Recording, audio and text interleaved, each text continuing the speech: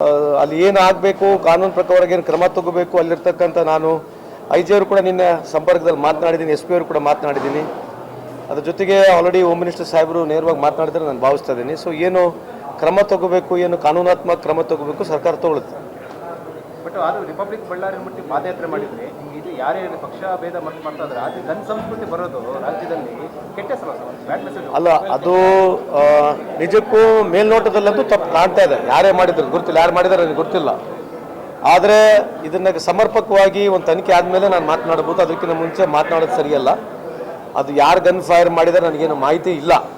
ಆದರೆ ಯಾರೇ ಮಾಡಿದ್ರು ಅದು ಸರಿಯಲ್ಲ ಅಂತ ನನ್ನ ವೈಯಕ್ತಿಕ ಅಭಿಪ್ರಾಯ. ಇಂಥ ಒಂದು ವ್ಯವಸ್ಥೆಗೆ ಕರ್ನಾಟಕ ಆಗಿರಲಿ, ಬಳ್ಳಾರಿ ಜಿಲ್ಲೆಗೆ ಇದು ಸರಿಯಲ್ಲ ಅಂತ ನನ್ನ ವೈಯಕ್ತಿಕ ಅಭಿಪ್ರಾಯ. ನೈದರ್ ಐ ಆಮ್ ಫೇವರಿಂಗ್ ನಾರ್ ಅಗೇನೆಸ್ಟ್, ಬಟ್ ಈ ಪ್ರೊಸೆಸ್ನ, ಈ ಪದ್ಧತಿಯನ್ನು ನಾನು ಖಂಡಿಸ್ತೀನಿ. ಇದು ನನಗೆ ವೈಯಕ್ತಿಕವಾಗಿ ನಾನು ಇದನ್ನ ಖಂಡನೆ ಮಾಡ್ತೀನಿ, ಯಾರೇ ಮಾಡಿದ್ರು ಈ ಸಂದರ್ಭಕ್ಕೆ ಹೇಳಲಿಕ್ಕೆ ಬಯಸ್ತೀನಿ. ಅಲ್ಲ, ಏನು ರಾಜಕಾರಣ ದೃಷ್ಟಿಯಿಂದ ಆಗಿದ್ದು, ಯಾವ ದೃಷ್ಟಿಯಿಂದ ಆಗಿದ್ದು ನನಗೆ ಮಾಹಿತಿ ಇಲ್ಲ. ಐ ಜಸ್ಟ್ ಅಲ್ಲ, ಅದೇ ಅದನ್ನಲ್ಲ, ಯಾರು ಮಾಡಿದರೆ ನನಗೆ ಮಾಹಿತಿ ಇಲ್ಲ. ಯಾಕಂದರೆ ಕೆಲವರು ಪೊಲೀಸ್ ಗನ್ ಫೈರ್ ಆಗಿದೆ ಅಂತ ಕೆಲವರು ಹೇಳ್ತಾರೆ, ಕೆಲವರು ಪ್ರೈವೇಟ್ ಗನ್ ಮ್ಯಾನ್ ಫೈರ್ ಆಗಿದೆ ಅಂತ ಹೇಳ್ತಾರೆ. ನನಗೆ ಮಾಹಿತಿ ಇಲ್ಲ. ನಿನ್ನೆ ನೈಟ್ ಅಷ್ಟೇ ಮಾಹಿತಿ ಬಂದಿದೆ, ಸಂಪೂರ್ಣ ಮಾಹಿತಿ ನನಗಿಲ್ಲ.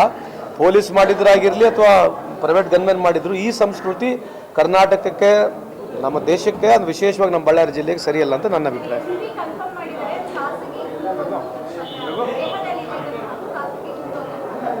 ಅಲ್ಲ, ಅದಿದ್ರೆ ಅದೇ ಗೊತ್ತಿಲ್ಲ, ನನಗೆ ಮಾಹಿತಿ ಇಲ್ಲಮ್ಮ. ಸೊ ಅದಕ್ಕೆ ಸಮರ್ಪಕವಾಗಿ ಸಚಿವರು, ನಮ್ಮ ಹೋಮ್ ಮಿನಿಸ್ಟರ್ ಸಾಹೇಬರು ಉತ್ತರ ಕೊಡ್ತಾರೆ.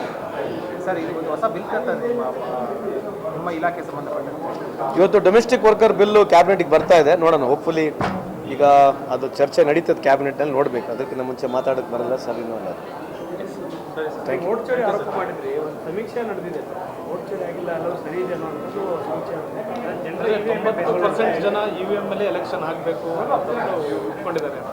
ಅಲ್ಲ, ಏನಾಗುತ್ತೆ, ಪರ್ಸೆಪ್ಷನ್ ಮೇಲೆ ಡಿಪೆಂಡ್ ಆಗುತ್ತೆ. ಈಗ ನೋಡಿ, ಎಲ್ಲೆಲ್ಲಿ ಬ್ಯಾಲೆಟ್ನಲ್ಲಿ ವೋಟಿಂಗ್ ಆಗಿದೆ, ಬ್ಯಾಲೆಟ್ನಲ್ಲಿ ವೋಟಿಂಗು ಎಲ್ಲ ಆಗಿರ್ತಕ್ಕಂಥ ವೋಟಿಂಗಿಗೆ ನೀವು ಚೆಕ್ ಮಾಡಿ ನೋಡಿದಾಗ ಭಾಳ ಜಗಜಾಂತರ ಆಗಿರ್ತಕ್ಕಂಥ ರಿಸಲ್ಟ್ ಬರ್ತಾ ಇದೆ.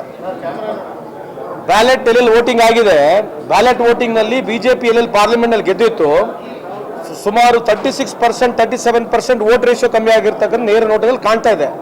ಸೊ ಹಂಗಾಗಿ ಸಮರ್ಪಕವಾಗಿ ಯಾವ ರೀತಿಯಾದಂಥ ಏಜೆನ್ಸಿ ಇದೆ, ಯಾರನ್ನ ಕೇಳಿದ್ದಾರೆ ಅದು ನಮಗೆ ಗೊತ್ತಿಲ್ಲ. ಯಾಕಂದರೆ BJP ಅವರಾಗಿರಲಿ, ಕೇಂದ್ರ ಸರ್ಕಾರ ಆಗಿರಲಿ, ಈ ಥರ ಸರ್ವೆಗಳು ಯಾವ ಬೇಸಿಸ್ ಮೇಲೆ ಮಾಡ್ತಾರೆ ನನಗಂತೂ ಮಾಹಿತಿ ಇಲ್ಲ. ಆದರೆ ಭಾಳ ಚಪ್ಪನಿಂಚಿನ ಸೀನಾ, ದೊಡ್ಡ ಸೀನಾ ಇರ್ತಕ್ಕಂಥ, ಧೈರ್ಯವಾನ್ ಇರ್ತಕ್ಕಂಥ ವಿಶ್ವಗುರುಗಳಿಗೆ ಬ್ಯಾಲೆಟ್ ಎಲೆಕ್ಷನ್ಗೆ ಹೆದರಿಕೆ ಏನು, ಹೆದರಂಥದ್ದೇನಿದೆ ಅವರಿಗೆ? ಬ್ಯಾಲೆಟ್ ಎಲೆಕ್ಷನ್ ಮಾಡಿಬಿಟ್ರೆ ಆಯ್ತು. ಯಾಕಂತಂದರೆ ಸಮರ್ಪಕವಾಗಿ ಇಷ್ಟೆಲ್ಲ ದೊಡ್ಡ ಪ್ರಮಾಣದಲ್ಲಿ ಕೋಟ್ಯಾಂತರ ಸಂಖ್ಯೆಯಲ್ಲಿ ಓಟ್ಗಳು ಕಮ್ಮಿ ಮಾಡ್ತಕ್ಕಂಥದ್ದಂತೂ ಮೇಲ್ನೋಟದಲ್ಲ. ನಿಜವಾಗ್ಲೂ ಅದು ಡೆಫಿನೆಟ್ಲಿ ಫೇವರಿಂಗ್ BJPಗೆ ಕಾಣ್ತಾ ಇದೆ. CJIನ ತೆಗೆದುಬಿಟ್ರು. CJIನ ಯಾಕೆ ತೆಗೆದು ಅಂತ ಉತ್ತರ ಕೊಡಬೇಕಲ್ಲ.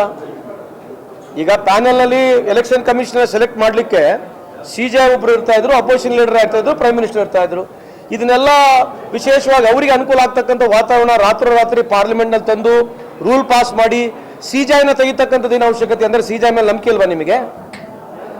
ಈ ದೇಶದ CJI ಮೇಲೆ, ಚೀಫ್ ಜಸ್ಟಿಸ್ ಆಫ್ ಇಂಡಿಯಾ ಮೇಲೆ ನಂಬಿಕೆ ಇಲ್ವಲ್ಲ? ಎದಕ್ಕೆ ತೆಗೆದ್ರಿ? ಉದ್ದೇಶ ಏನು? ಆಮೇಲೆ SIR ಮಾಡಬೇಕಂತ ಕೂಡ ಅದಕ್ಕೆ ಸ್ಟಿಪ್ಯುಲೇಟೆಡ್ ಕಂಡೀಷನ್ಸ್ಗಳಿದೆ. ಕಾನೂನಾತ್ಮಕವಾಗಿ ಒಂದು ಬರಿಬೇಕು, ಅದು ಆ ಪ್ರಾಸೆಸ್ನ ಬರಿಬೇಕು. ಹೆಂಗೆ ಮಾಡ್ತೀವಿ, ಹೆಂಗಿಲ್ಲ ಅಂತಂದ್ರೆ ಪ್ರಾಸೆಸ್ನ ಬರಿಬೇಕು. ಆ ಪ್ರಾಸೆಸ್ನೇ ಬರ್ದಿಲ್ಲ. ಒಂದು ಯಾವುದೇ ಒಂದು ಮರಿಬೇಕಂತಂದ್ರೆ ಪ್ರೊಸೀಜರ್ ಬರಿಬೇಕು. ಅದಕ್ಕೆ ಕೋಡ್ ಇರ್ತದೆ, ಅದಕ್ಕೆ ಪ್ರೊಸೀಜರ್ ಇರ್ತದೆ, ಅದಕ್ಕೆ ಪ್ರೋಟೋಕಾಲ್ ಅಂತ ಹೇಳ್ತೀವಿ ನಾವು. ಯಾವುದೇ ಒಂದು ಏನೋ ಮಾಡಬೇಕಂತಂದ್ರೆ ಏನು ಬರ್ದೇ ಇಲ್ಲ ಅವರು. ಎಲೆಕ್ಷನ್ ಕಮಿಷನರ್ ಹತ್ರ ಅದು ಮಾಹಿತಿ ಇಲ್ಲ.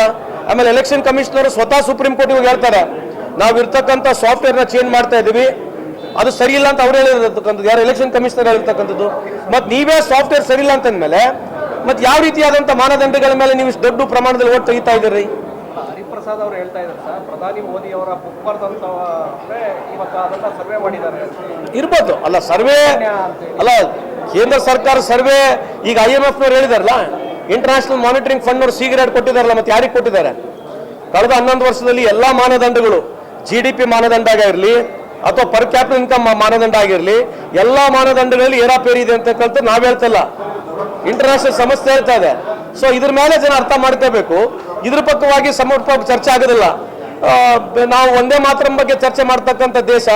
70 ವರ್ಷ ಆದ್ಮೇಲೆ ಬರೀ ಇಂಥದ್ರಲ್ಲೇ ಇದೀವಿ. ಇದಕ್ಕಿಂತ ಮುಂದೆ